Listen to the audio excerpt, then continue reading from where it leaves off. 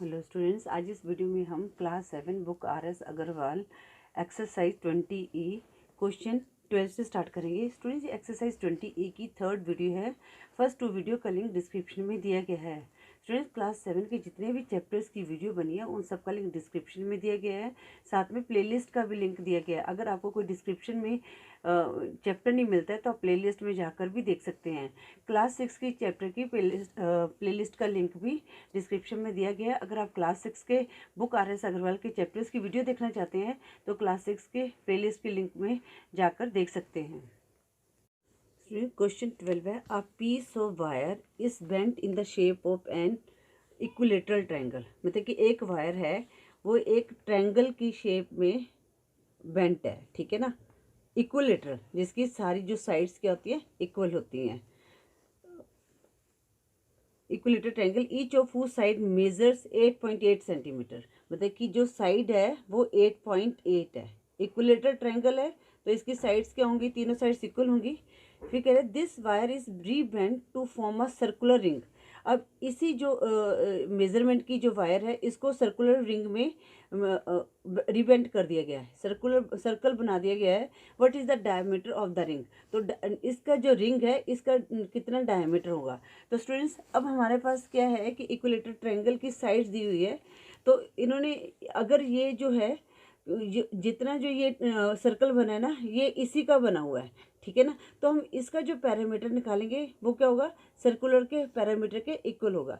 तो पहले हम क्या करते हैं, इक्विलेटरल ट्रायंगल का पैरामीटर निकाल लेते हैं। तो पैरामीटर कैसे निकालेंगे, मतलब कि ये तीनों साइड्स इक्वल हैं। तो या तो आप 8.8 को 3 से मल्टीप्लाई कर दो या 8.8 को 3 टाइम्स मल्टीप्लाई कर दो।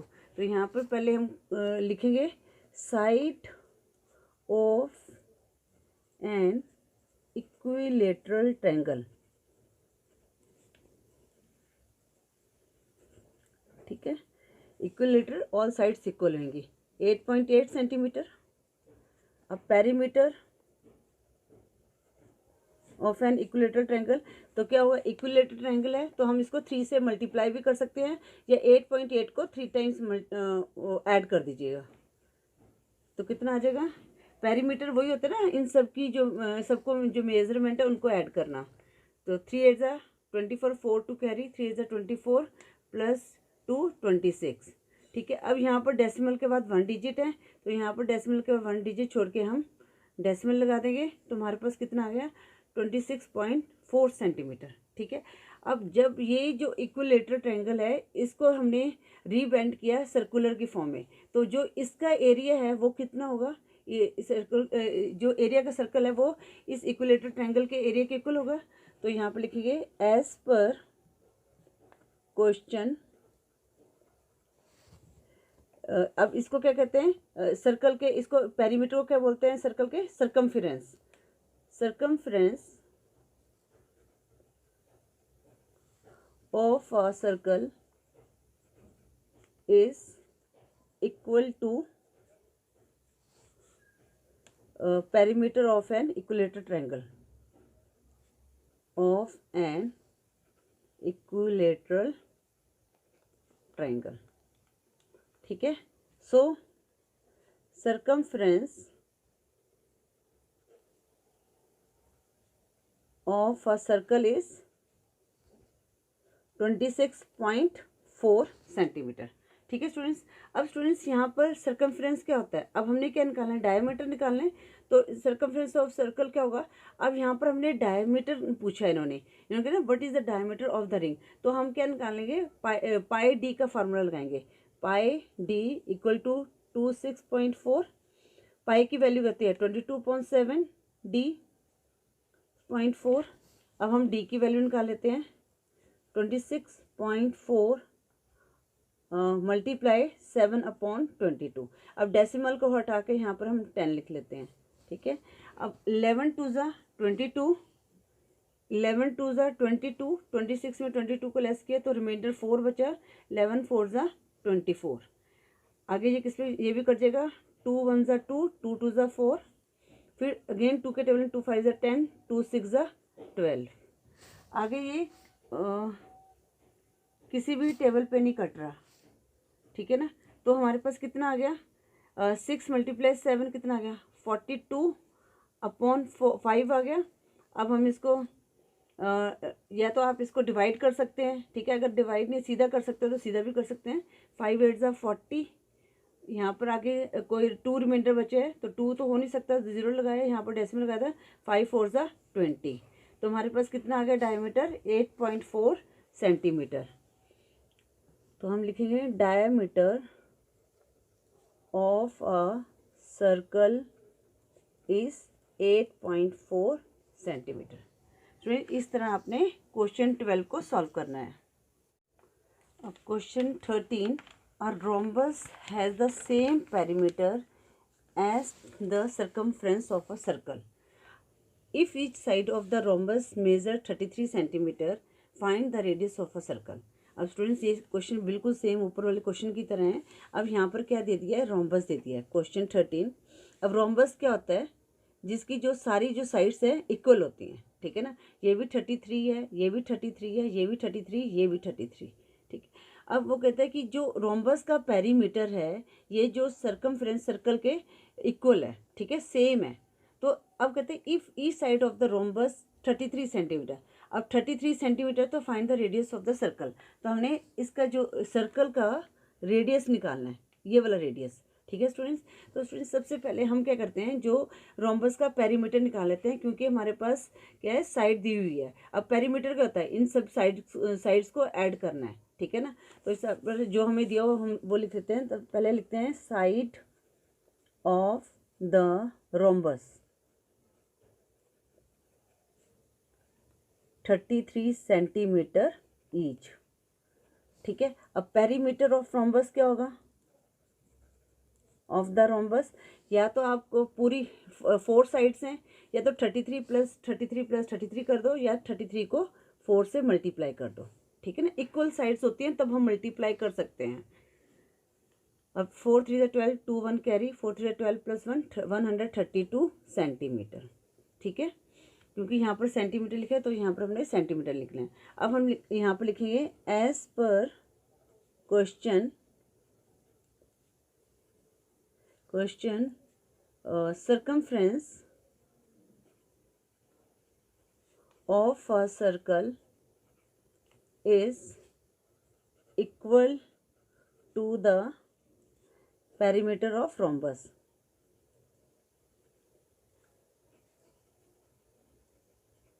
ठीक है ना।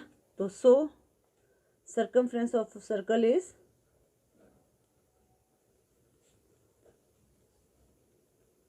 कितना आ गया हमारे पास 132 सेंटीमीटर। अब हमने रेडियस निकालना है, तो अब रेडियस का फार्मूला क्या होता है, 2πr = 132। अब 2 × 22/7 r 132। अब हम r की वैल्यू निकाल लेते हैं, 132 × अब यहाँ पर रेसिप्रोकल हो जाएगा 7/2 × 22।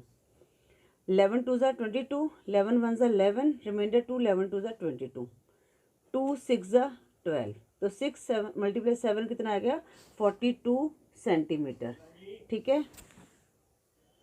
42 ये आगे यहाँ पर 2 भी है, 2 3 ज़ा कितना होता है 6, ठीक है ना। ये मैंने यहाँ पर काटा नहीं था, तो ये देख लिए, तो ये 2 3 ज़ा 6 होता है, तो 3 7 ज़ा कितना आ गया 21।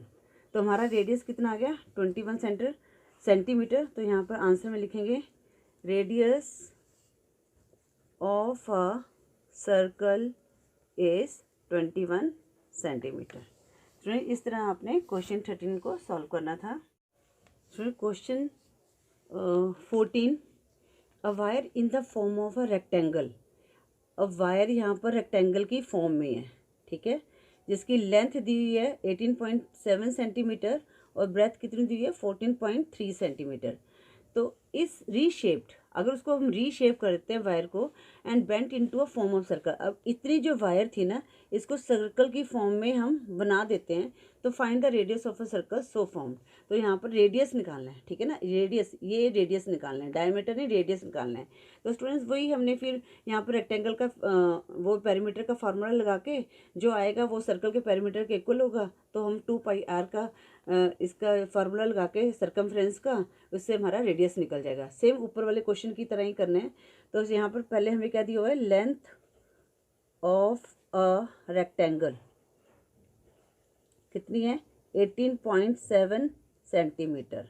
आगे है ब्रेथ ऑफ अ रेक्टेंगल कितनी है 14.3 सेंटीमीटर, राइट। अब हमने पेरीमीटर निकालना है, पेरीमीटर ऑफ अ रेक्टेंगल, तो क्या होगा 2l+b होता है, ठीक है ना। 2, अब लेंथ कितनी है हमारे पास 18.7 प्लस 14.3 ब्रेथ दी हुई है। अब 2 इनको ऐड किया, 7 + 3 10, 0 1 कैरी, डेसिमल लगा देंगे, 9 9 + 4 13, 3 1 कैरी, तो कितना आ जाएगा 33। अब 2 × 33 हमारे पास आ गया 66 सेंटीमीटर। तो रेक्टेंगल का पेरीमीटर कितना आ गया 66 सेंटीमीटर।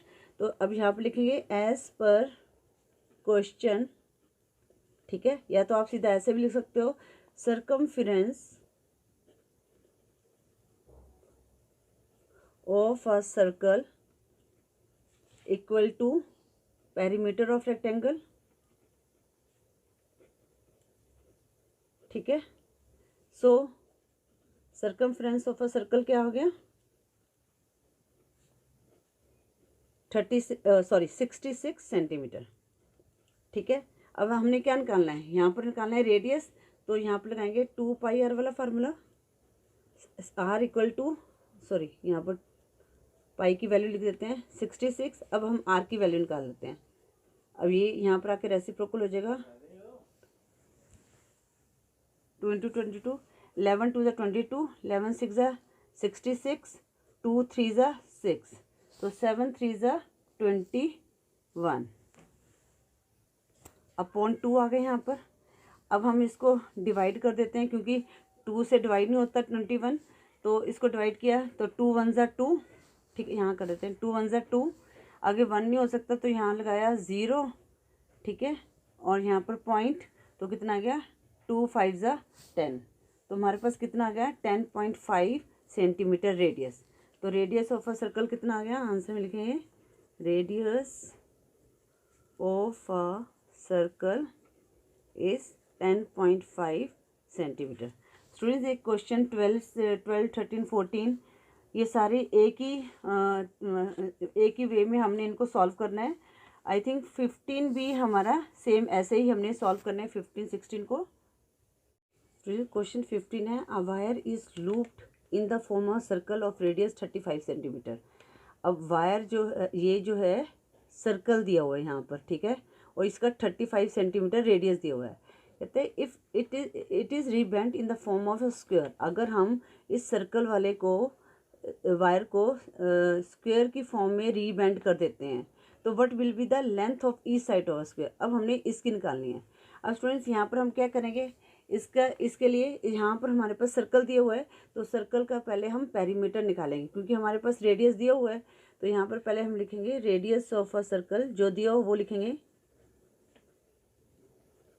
कितना आ गया 35 सेंटीमीटर।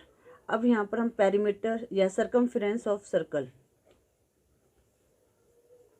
ऑफ अ सर्कल कितना होता है 2πr होता है, 2 × 22/7 × 35, 7 5 = 35।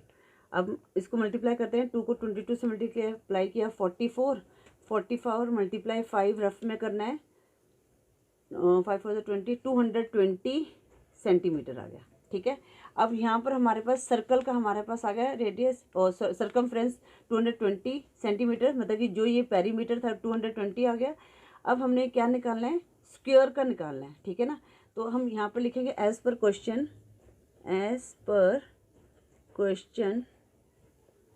ठीक है, perimeter of a square equal to circumference of circle, क्योंकि हम इसी जो वायर को बेंड किया है, ठीक है। तो पेरीमीटर ऑफ स्क्वायर कितना हो जाएगा 220 सेंटीमीटर, ठीक है। अब पेरीमीटर ऑफ अ स्क्वायर क्या होता है, यहाँ पर लिखेंगे पेरीमीटर ऑफ अ स्क्वायर। अब देखो स्टूडेंट्स, पेरीमीटर में क्या होता है, सारी स्क्वायर की जो सारी साइड्स इक्वल होती हैं, तो यहाँ पर हम लिखेंगे 4 × साइड, ठीक है। पेरीमीटर हमारे पास आ गया 220, 4 इंटू साइड। अब हमने साइड निकालना है, तो साइड 220 अपॉन 4, 4 5 ज़ा 20, 4 5 ज़ा 20, तो हमारे पास कितनी आ गई साइड 55 सेंटीमीटर। तो हम यहाँ पर लिख देंगे लेंथ